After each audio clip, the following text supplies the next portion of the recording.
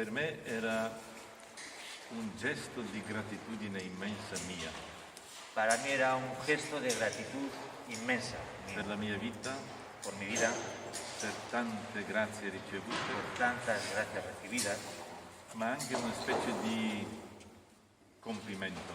pero también una especie de culminación. Io pensavo che il mio complimento sarà Aparecida, Yo creía que mi culminación sería Aparecida, el santuario de Aparecida en Brasil. che sarà la fine, poi muoio, Que eso sería la fin y después me muero. perché stiamo già lavorando, ma per Covid non possiamo andare lì. Porque estamos trabajando ya en ello, pero por la COVID no podemos ir allí. Sarà un mosaico enorme, 15.000 metri Un mosaico enorme, 15.000 metros cuadrados all'esterno, al exterior. 110 scene bibliche, 110 escenas bíblicas. una teologia, Bastante completa.